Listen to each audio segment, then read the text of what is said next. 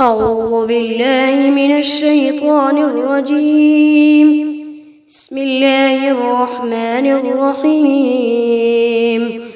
الرحمن علم القرآن، خلق الإنسان علمه البيان.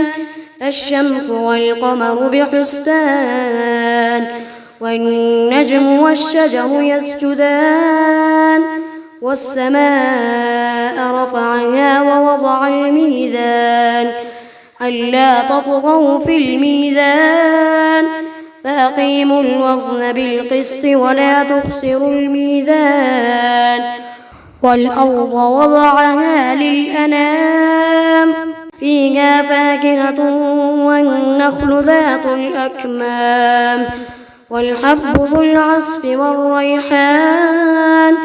فبأي آلاء ربكما تكذبان؟ خلق الإنسان من صلصال كالفخار، وخلق الجان من مارج من نار. فبأي آلاء ربكما تكذبان؟ رب المشرقين ورب المغربين. فبأي آلاء ربكما تكذبان؟ مرج البحرين يلتقيان، بينهما برزخ لا يبغيان. فبأي آلاء ربكما تكذبان؟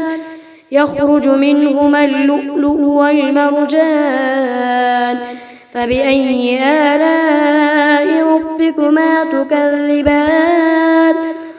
وله الجوار المنشآت في البحر كالأعلام.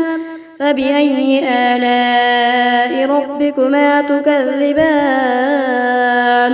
كل من عليها فان، ويبقى وجه ربك ذو الجلال والإكرام. فبأي آلاء ربكما تكذبان؟ يسأله من في السماوات والأرض، كل يوم هو في شأن. فبأي آلاء ربكما تكذبان؟ سنفرغ لكم أيها الثقلان. فبأي آلاء ربكما تكذبان؟ يا معشر الجن والإنس إن استطعتم أن تنفذوا من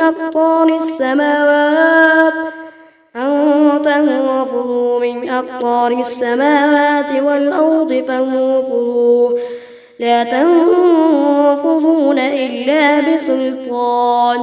فبأي آلاء ربكما تكذبان؟ يرسل عليكما شواظ من نار ونحاس فلا تنتصران. فبأي آلاء ربكما تكذبان؟ فإذا انشقت السماء فكانت وردة كالدهان. فبأي آلاء ربكما تكذبان؟ فيومئذ لا يسأل عن ذنبه إنس ولا جان. فبأي آلاء ربكما تكذبان؟ يعرف المجرمون بسيماهم فيؤخذ بالنواصي والأقدام. فبأي آلاء ربكما تكذبان؟ هذه جهنم التي يكذب بها المجرمون، يطوفون بينها وبين حميم آن. فبأي آلاء ربكما تكذبان؟ ولمن خاف مقام ربه جنتان. فبأي آلاء ربكما تكذبان؟ ذواتا أفنان. فبأي آلاء ربكما تكذبان؟ فيهما عينان تجريان. فبأي آلاء ربكما تكذبان؟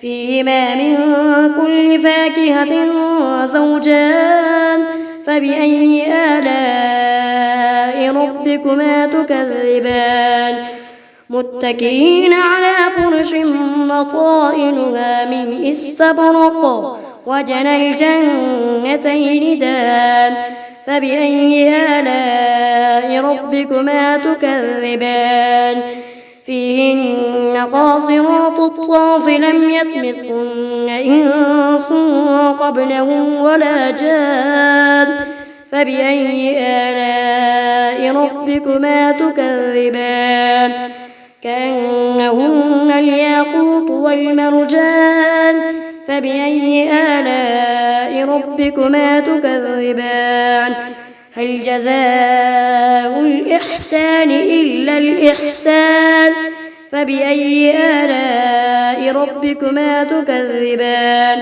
ومن دونهما جنتان فبأي آلاء ربكما تكذبان مدهامتان فبأي آلاء ربكما تكذبان فيهما عينان نضاختان فبأي آلاء ربكما تكذبان فيهما فاكهة ونخل ورمان فبأي آلاء ربكما تكذبان فيهن خيرات حسان فبأي آلاء ربكما تكذبان حور مقصورات في الخيام فبأي آلاء ربكما تكذبان لم يطمثهن إنس قبلهم ولا جان فبأي آلاء ربكما تكذبان متكئين على رفرف خضر وعبقري حسان فبأي آلاء ربكما تكذبان تبارك اسم ربك ذي الجلال والإكرام.